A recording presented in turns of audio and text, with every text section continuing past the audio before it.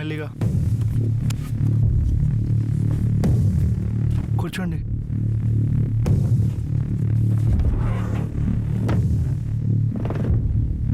ఎవరంకుల్ వాళ్ళు? రాంపల్లిలో నాకు ల్యాండ్ ఉంది బాబు. దాని పక్కనే రాఘవయ్య గారి స్థలం ఒకటి ఉంది. 6 నెలల క్రితం వాళ్ళ అబ్బాయి వచ్చి ఆశ్రమం ఎక్స్టెన్షన్ కోసం ల్యాండ్ అడిగాడు. మంచి పని కోసమే కదా అని నేను ల్యాండ్ ఇస్తానని మాట ఇచ్చాను.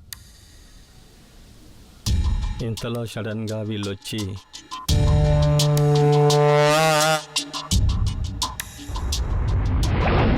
కుదరదని చెప్పి పంపించేశాను. అంకుల్, మౌనిక ఎక్కడున్నా వెతికి జాగ్రత్తగా తీసుకొచ్చే బాధ్యత నాది. కళ్ళ ముందే కన్న కూతుర్ని తీసుకెళ్ళిపోతున్నా ఇచ్చిన మాట వెనక్కి తీసుకోపోవడం ఇష్టం లేక ఎలా అయితే మీరు కట్టుబడి ఉన్నారో ఇప్పుడు నేను మీకు అలా మాట ఇస్తున్నాను.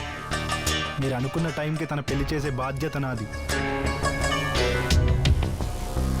బాబు రిషి, నిన్ను తప్పుగా అర్థం చేసుకున్నాను. మీ ప్లేస్లో నేనున్న అలాగే ఆలోచించేవాడిని. ఎందుకంటే ఎంతైనా అది మీ బాధ్యత కదా. అదంతా ఇంకా మర్చిపోండి. మీరు పెళ్లి పనులు చూసుకోండి, నేను తనని తీసుకొచ్చే పని చూసుకుంటా. ఏమైందిరా నాన్న, బట్టలు సర్దుతున్నావు? ఎక్కడికైనా వెళ్తున్నావా? నా ఫ్రెండ్ మౌనిక ఓ ప్రాబ్లంలో ఉందమ్మా, నేను వెళ్ళాలి. మనకి ఈ గొడవలన్నీ ఎందుకురా? పోలీస్ కంప్లైంట్ ఇద్దాం, వాళ్ళే చూసుకుంటారు. వాళ్ళు వెళ్ళి చూసుకునే లోపు తనకేమన్నా అయితే నన్ను నేను క్షమించుకోలేనమ్మా. నా మాట వినరా నాన్న. తన ప్లేస్లో నా సొంత చెల్లె ఉంటే ఇలా మాట్లాడేదాను అమ్మ. నువ్వేం కంగారు పడకు. నేను వెళ్ళి అక్కడ తనకన్నీ జాగ్రత్తగా చూసుకొని సెటిల్ చేసి తిరిగి వచ్చే బాధ్యత నాది. అర్థమవుతుందా?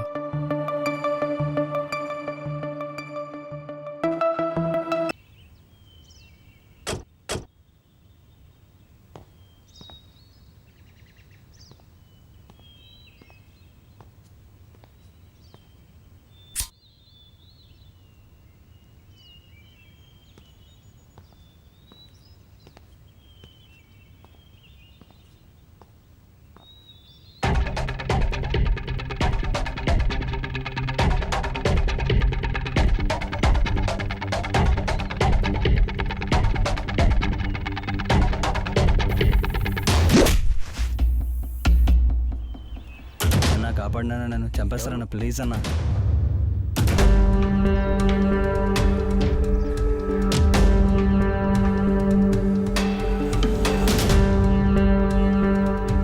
రే ప్రవీణ్గా, నువ్వు ఎవ్వడెనకాల నించున్నా ఈ ఊర్లో నిన్ను కాపాడే మొగోడే లేడ్రా.